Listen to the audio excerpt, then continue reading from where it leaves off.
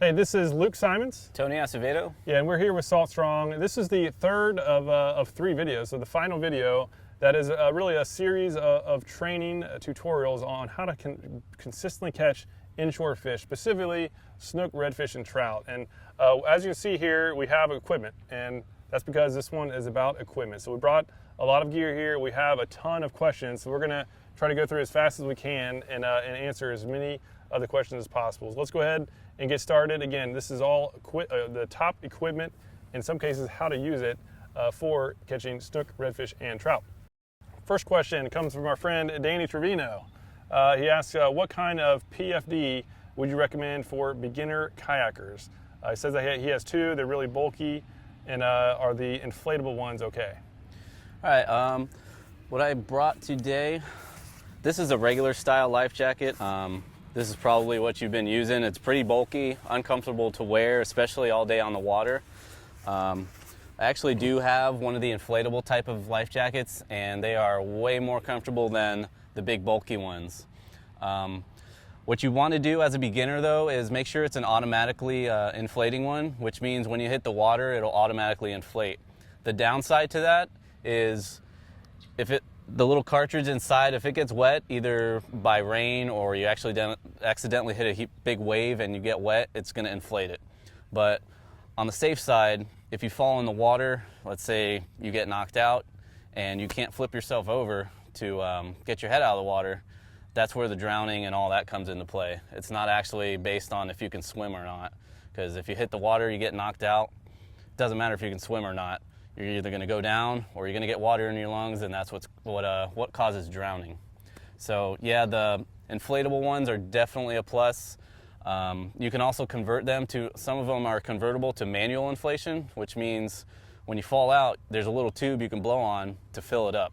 But it's definitely way more comfortable than the big bulky ones. They also sell an inflatable one that you can wear almost like a fanny pack, and it works the same way as the one you would wear over your shoulders. Yeah, the inflatable ones are the huge advantage there is just the packing and comfort.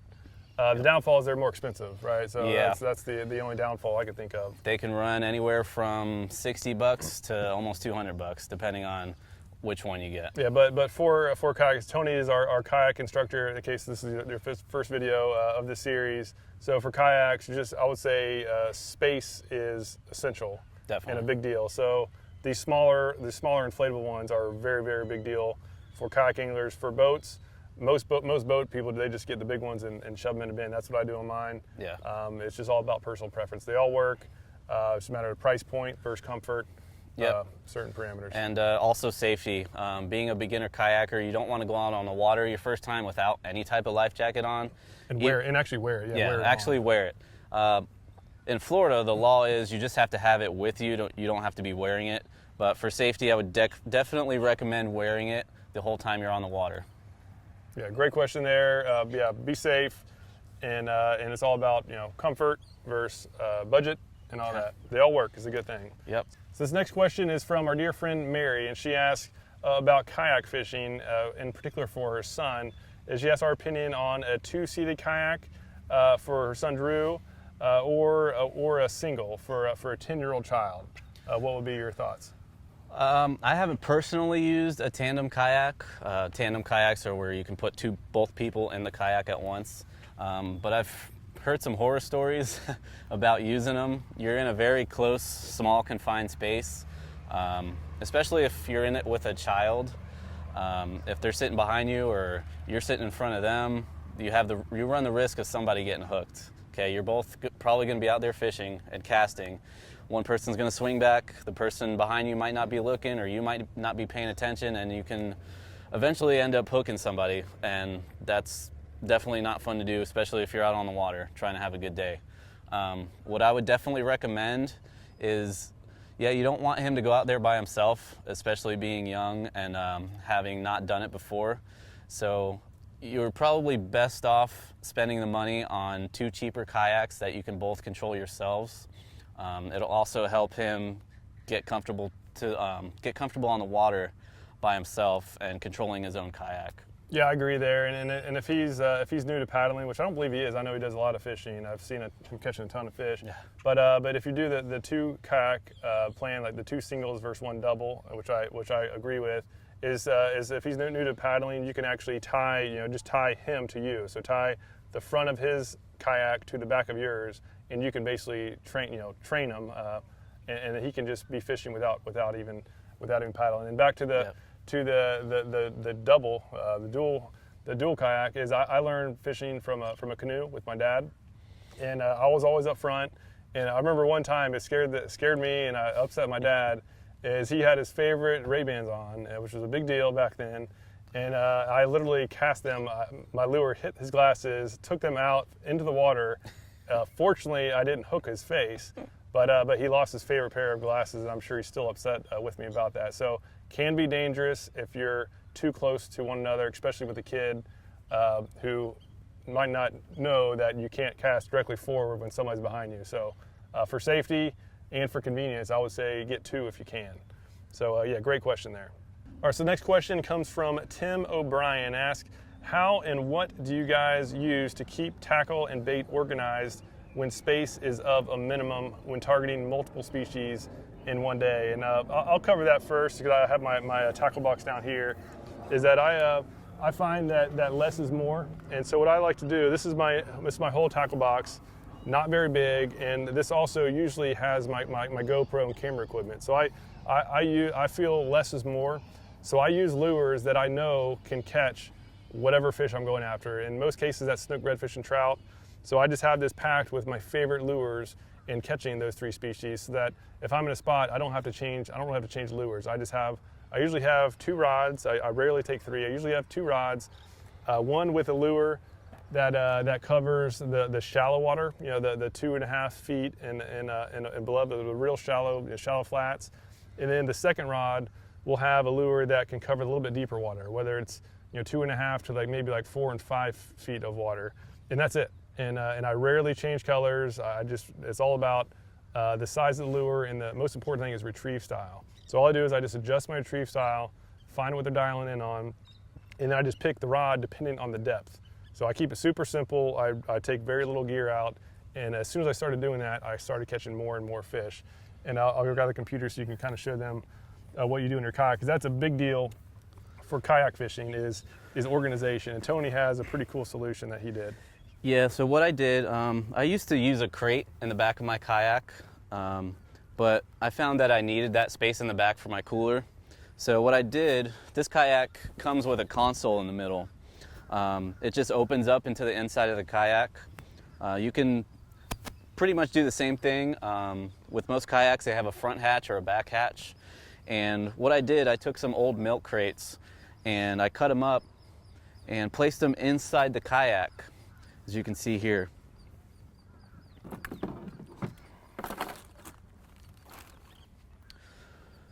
So I have a regular style black milk crate down on the bottom here, and what I did is I cut the bottom off, so it gave me a little basket almost inside there, so I can put all my containers and such.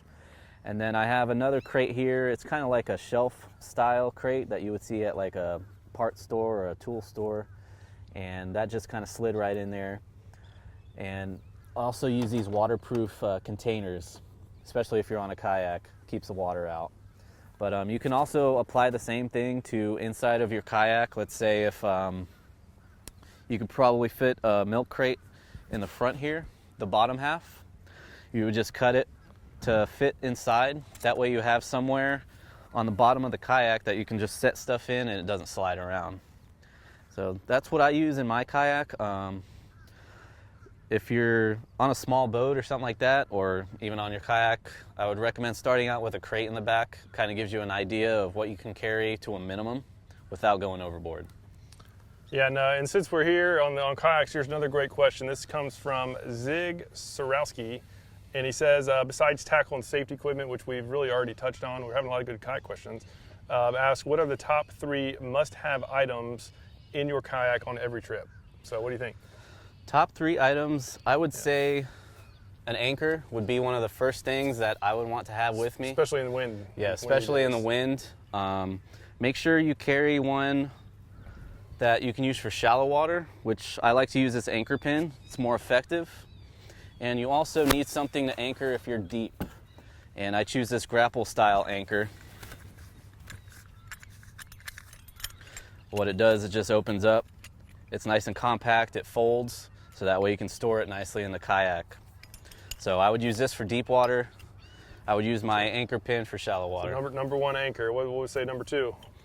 Second item. Number two, I would have to say, well, you obviously want a rod holder on your kayak. It helps when you're tying lures. How about positioning of rod holders? Is there a strategic positioning you found?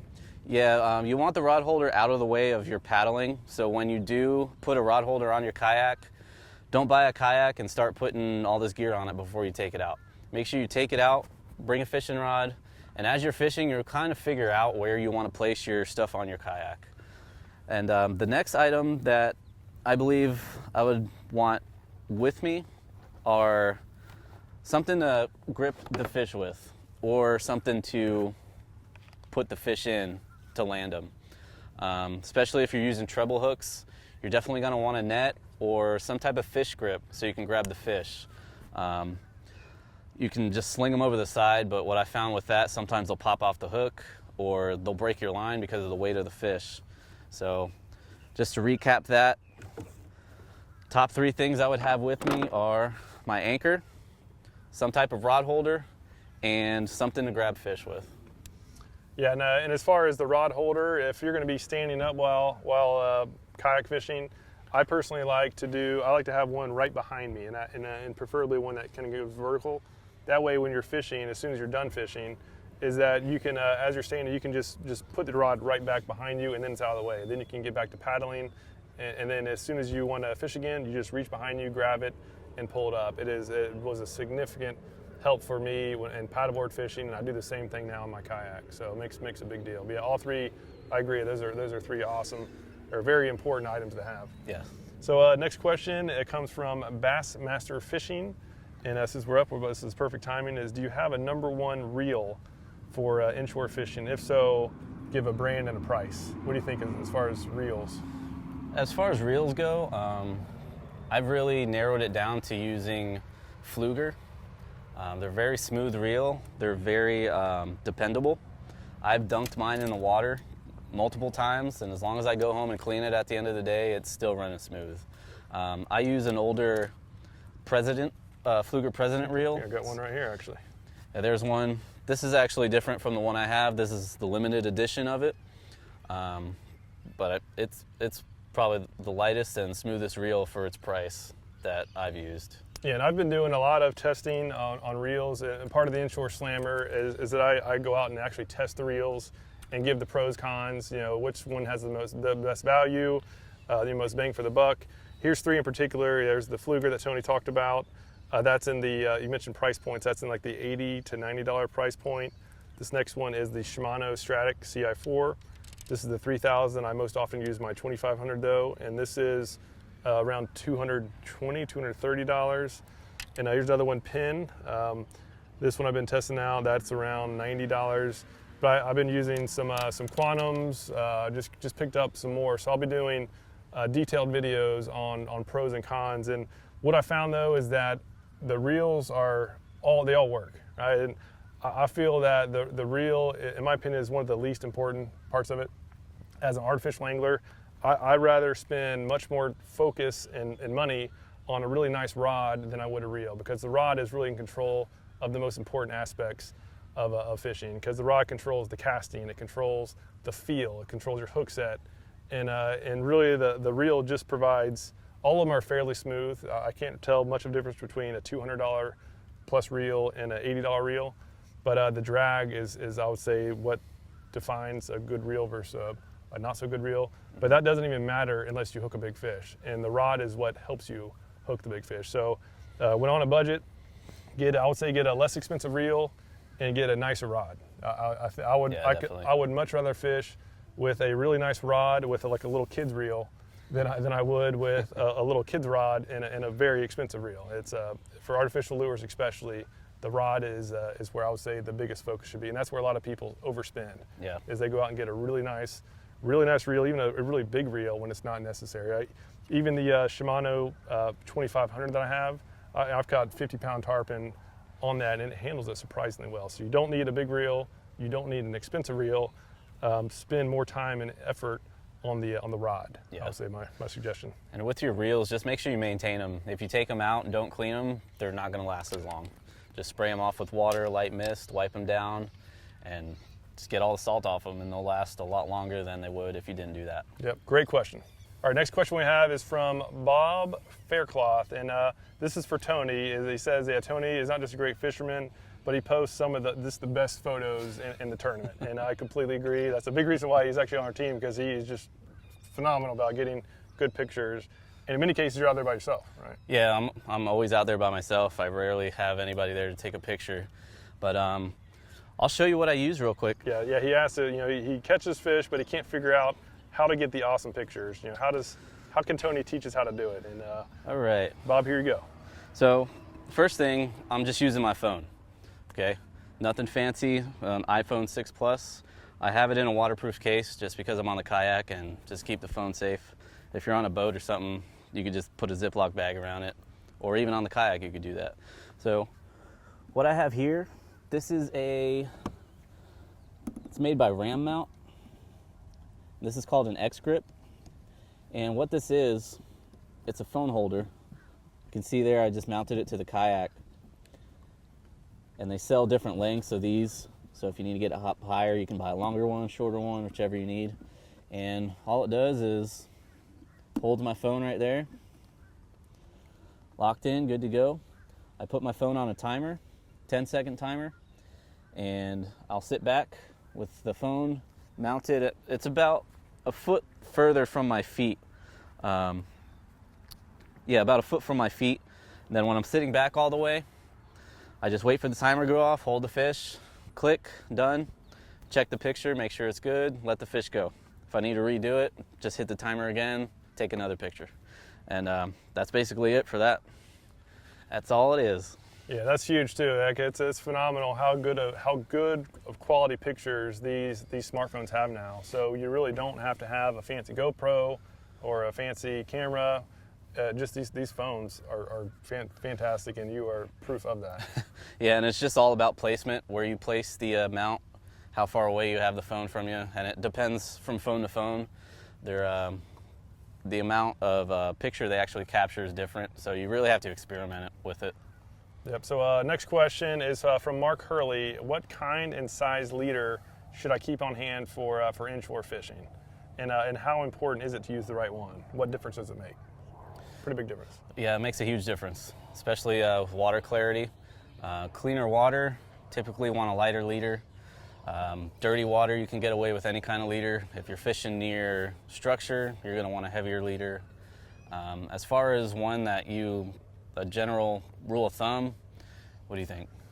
As far as size? As far as size goes, yeah. I always try to go as light as possible, because it really does make a big difference. Even though a lot of the marketers of fishing line will say that their line is clear, no line is clear. There's almost always going to be at least some reflection on the line. So the thinner the line is, the smaller the line is, the better.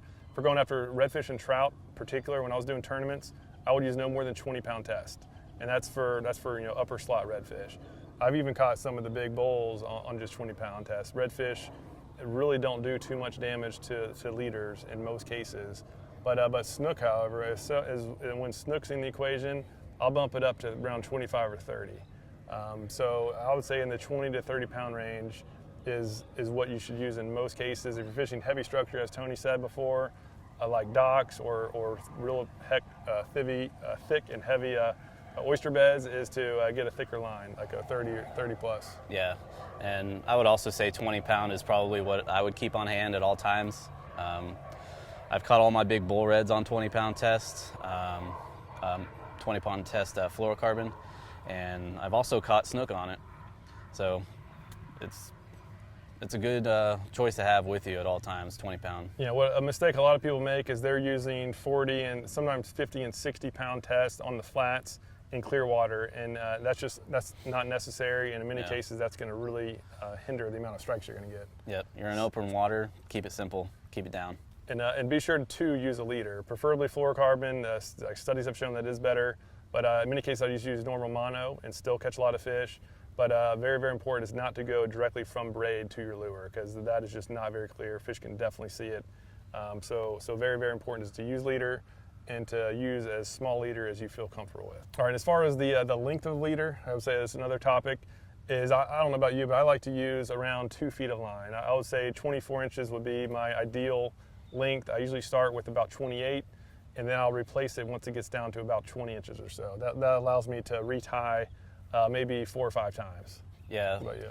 So yeah, the length of the leader, that's definitely a good topic to cover.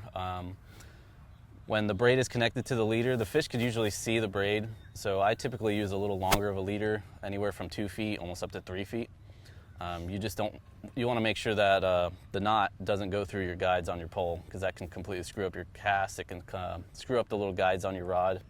And it'll hurt the knot too. Yeah, it'll weaken the knot. Yeah, over time, obviously one or two casts aren't going to be a big deal. And when I'm skipping lures, I'll reel my knot through the guides and cast it, but for accuracy. But if you're casting knots through the guides on every cast, that is definitely going to decrease the strength of your knot, because every time that knot hits a guide, it's gonna be a little. It's just that friction can weaken that over time. So definitely recommend not casting the knot through guides on every cast. Yeah, and the longer leader also allows for a little more shock absorption when a fish strikes. That's a big reason why you want to use a leader when you're using braided line, because braided line has no stretch. When you go set the hook, you can break the line, you can pull the lure out of the fish's mouth. So that leader kind of gives a little shock absorber there. All right, next question we have from Mickey Van Etten. He asks, please explain to me how a circle hook is better than a regular hook. I would think that it's harder to hook the fish with a circle hook by the looks of it. And yeah, you answer this one. You've been catching those big reds on the circles with cut bait. Yeah, using a circle hook with the cut bait is definitely an advantage over a J hook, because you don't have to set the hook. The fish just hooks itself. Also, circle hooks and artificials just don't mix, because when you use an artificial, you have to set the hook, because the artificial lure, it's in the way. Also, the inline hooks, which you mentioned, those are basically just J hooks. They're not really circle hooks. So yeah, circle hooks and artificials, I would say, do not mix. Yeah, I've tried. Yeah, I've tried. It doesn't mix. I tied some flies with on a circle hook, thinking that the circle hook would be a little bit more weedless. I was like, yeah, it'd be perfect. It's weedless, and I'll still be able to catch fish. But the fact that I'm working the lure, there's no stretch in the fly line. As soon as the fish had the bait in its mouth, had the fly, it felt me, and it would just release it before I was able to hook it.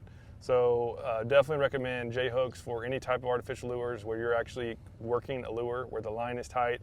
But conversely, if you're like cut bait fishing, circle hooks are significantly better for conservation and even for hookup ratios. I'm completely shocked how effective they actually are in hooking fish. But if you're actually working a lure and setting the hook, that's the worst thing you can do. Because what it'll do, that'll just pull the circle hook out of the fish's mouth before it actually sets. Conversely though, if you just reel down on it slowly with the cut bait, it'll just slide right into place and hook it perfectly in the corner of the mouth a majority of the time. So highly recommend circle hooks for cut bait fishing or live bait fishing. Surprisingly good hookup ratio, and is better for the fish as well. Just I would say a no-brainer there. But for lures, definitely don't use circle hooks. No. I learned I missed some good fish, and I'm still upset about that. Yeah. However, it is good to use those J-style hooks on your top waters, because that'll actually, it's better for the fish. And also, single hooks, versus treble. Yeah, single inline hook, replace your trebles. It's better for the fish, and it also helps with the weeds too. If you got a lot of weeds on the surface floating around, you won't get as tangled up in them as you would with the treble hook. Yeah, again, good questions. We're kind of out of time here, but yeah, thank you so much for asking all these questions and for your time and just listening to these tips. We hope you found it valuable. And if you are, again, looking for just more help on catching inshore slams, definitely download the free Inshore Fishing Manifesto. It's completely free of charge. It's about, I think it's like 10 plus pages, but it covers just kind of, I guess, my journey on how I started consistently catching snook, redfish, trout throughout the year, best of all, without having to rely on live bait. I used to be reliant on live bait. I would spend 2 hours or more catching live bait, and then as soon as I just left the nets at home, concentrated on artificials, just a select few artificials, my results skyrocketed. So check that out. And for more information, if you're really hardcore about getting better, check out our Inshore Slammer course. It's an online course. Tony is probably our best testimonial from it. He got it when he just started fishing. He is just dialed in. He's just following the tactics and strategies. It was really designed for Florida fisheries, but we've had clients from Texas on the Gulf all the way up to Maryland on the Atlantic, and I've just been overwhelmed with the response on anglers going through there. So click the button down below, learn more about that. I know you're gonna love it. We actually guarantee you will. But yeah, check it out. If you have any questions at all, leave a comment down below. Otherwise, we'll see you again soon. There's something about the water that'll give you peace, all by yourself or with your family. Live salt strong and wear the line today.